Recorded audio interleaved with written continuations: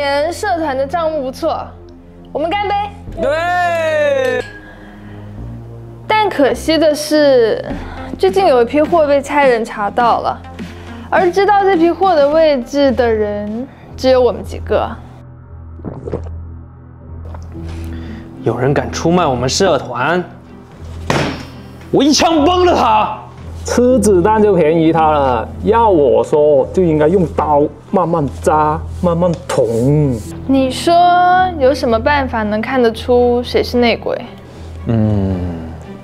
我们社团那么能赚钱，大家肯定都用上新手机了。只有内鬼才会上交赃款用旧手机。你刚才扔的是？哦，那个打火机来的啦！你们知道啦，现在打火机很花哨的，那打不着火就顺手扔掉啊！你这台 X100 Pro 也不是最新的手机啊。哎呀，你别看这台手机旧，拍照、游戏还是很能打，根本找不到换手机的理由。唉，你都可以理解噶。你打开星铁看看，如果不掉帧，我就饶你一命。加个散嘢得唔得啊？还加个蛋！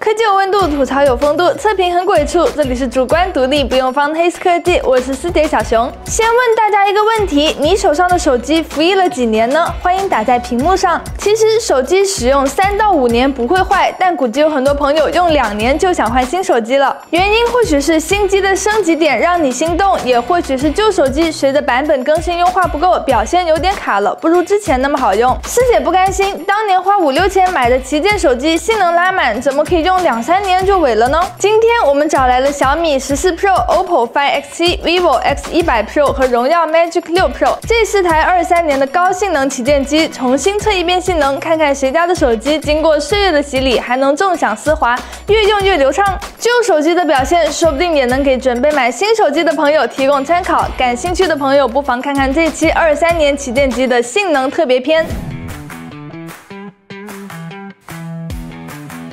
按处理器划分，这4台手机刚好可以分成2个阵营。小米14 Pro 和荣耀 Magic 6 Pro 用的是高通骁龙8 Gen 3处理器，1+5+2的架构，中核心数量特别多，频率也不低，这让处理器的全核性能不仅大幅提升，整体能效甚至还有改进。vivo X100 Pro 和 OPPO Find X7 用的是天玑9300处理器，天玑9300更加激进，它破天荒使用4颗 X4 超大核加4颗 A720大核的全大核架构，实现性能大跃升。GPU 也是大力出奇迹，12核满配大规模低频率的 GPU 是目前手机玩游戏兼顾性能和能效的法宝。其实从跑分上看，天玑9300的绝对性能不输骁龙8 Gen 3，不过高通的基带适配优化可能会追回来一点，到时候表现谁更好还不好说。为了公平，这4台手机都统一16加512GB 的配置，游戏走起。理论上来讲，这4台手机在当年征服原神可以说是毫无压力。不过这2年新版原神开放了更高的分辨率，压力水涨船高。仔细看默认的游戏分辨率，荣耀 Magic 6 Pro 默认900P， 挺高清的。接下来是小米和 OPPO， 大概是870P， 最后是 vivo X100 Pro， 大概有850P。30分钟的原神，米欧耀都能跑满60帧。vivo X100 Pro 在3分钟后大核心开始摸鱼，帧数很快出现波动，后面就一路走低。功耗方面，米欧耀都在6瓦左右 ，vivo X100 Pro 只有5瓦。查看机身温度，其他家手机都跑到接近50度，比较烫手，而 vivo X100 Pro 在45度左右，热感不明显。看得出来 vivo X100 Pro 明显比另外3台手机更加保守，温度一高立马降频，帧数可以不高，但绝对呵护双手。荣耀 Magic 6 Pro 游戏分辨率最高且帧数稳定，原神的 MVP 就颁发给它了。还有一项比较考验手机性能的项目是游戏着色器安装，性能好的手机不用等待太久，马上就能开始玩，性能一般的手机就得先放一边，然后干点别的事情，等它编译完。师姐测了一遍编译速度，耗时最短的是 OPPO Find X7， 只要2分钟就能编译完。vivo X100 Pro 和荣耀 Magic 6 Pro 慢一点，大概3分钟能搞定。比较费时的是小米14 Pro 需要4分36秒，比第1名的 OPPO Find X7 慢了一半，属于是不进入游戏界面就消极怠工的类型。星穹铁道这边，我们换成压力更大的黄金的时刻，这4台手机都开始卡了。OPPO Find X7 没能满帧通过，不过它已经是4台手机中表现最好的了。小米14 Pro 比 OPPO Find X7 怂一些，不过功耗更低，要我选还是更喜欢 Find X7 的表现。荣耀 Magic 6 Pro 的游戏帧数出现很多大起大落，这对玩游戏的流畅度感受很不利。而且帧数高的时候，游戏功耗超过10瓦，手机会非常烫。如果能像小米14 Pro 和 OPPO Find X7 那样稍微平滑一点就好了。vivo X100 Pro 还是把机身温度控制在45度左右，调度非常怂，本来性能就有点力不从心，还要收着力，导致游戏帧数垫底。看得出来，骁龙8 Gen 3和天玑9300已经应付不了星铁这款游戏了。雪上加霜的是，有2台手机的游戏调度还不尽人意，让星铁玩起来更糟糕。希望能推送一个更合理的性能配置文件吧。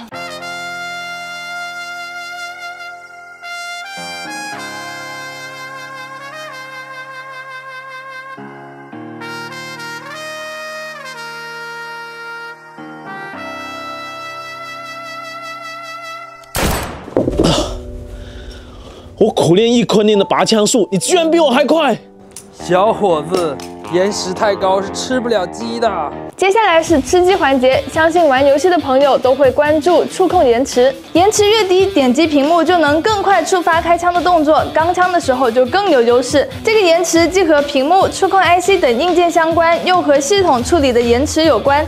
只有软硬协同优化，才能降低整体延迟。4台手机都开启帧率触控增强的功能，和平经理统一使用90帧的帧率，然后记录从点击开火的时间间隔5次取平均值，结果如下。荣耀 Magic 6 Pro 以不到50毫秒的成绩拿第1 ，OV 两兄弟次之，小米14 Pro 慢一点，来到70毫秒。吃鸡选哪台，懂了吧？当然啦，在吃鸡环节里面，荣耀 Magic 6 Pro 不但延迟低，对称是双1115P 扬声器，声音更加饱满厚实，对玩游戏、刷视频也有加成。最后是偏重日常的性能环节，思姐统计了每台手机连续打开20个应用的加载速度，几台手机间都只有1秒左右的差距，结果表现十分接近，大家也不用太纠结，哪台都可以。后台保留能力方面，这4台手机都是16+512的配置，结果也都能完整保留20个应用的后台。安卓手机上16G 内存是蛮爽的。好了，看完以上4台2023年旗舰手机的性能测试部分，大家觉得哪台性能最强、最坚挺呢？总的来说，这4台手机的日常性能表现都比较出色，拉不开差距。不过游戏表现各有不同，大部分手机依然能维持满血性能，比如 OPPO Find X7 和荣耀 Magic 6 Pro， 机身热一点，但不怎么降频，游戏帧数还是有保障。vivo X100 Pro 稍微有点保守，游戏功耗和机身温度比另外3台手机低，好处是玩游戏不怎么热，代价就是游戏帧数会低一些。当然了，考虑到 vivo X100 Pro 的定位比另外3台手机更偏向于拍照，1英寸大底主摄占据不少空间，此消彼长，性能这边自然是难兼顾。荣耀 Magic 6 Pro 的调度就比较积极，但可能是调度不够合理，容易出现帧数波动大且游戏功耗偏高的问题。小米14 Pro 还不错，但后期也顶不住散热压力，表现稍微有点怂。OPPO Find X7 表现全场最稳，确实是有针对性调优，值得表扬。对于23年的旗舰手机，玩高负载游戏开始不太行了，散热器是这类老旗舰的救赎，有了它或许还能再战2年。师姐也希望厂商能重视旧手机的适配优化，毕竟消费者买手机回来更希望能用得长久些，即使性能跟不上，最好也不要出现功耗偏高或者游戏帧数开过山车的情况，当然也不能太怂。好啦，本期23年的旗舰机性能回顾就到这里。2年过去，它们的性能还能不能满足你的需求呢？欢迎大家在评论和弹幕区留言讨论。卑微师姐在线求点赞、求关注、求转发，谢谢各位绅士能看到最后，我们下期再见，拜拜。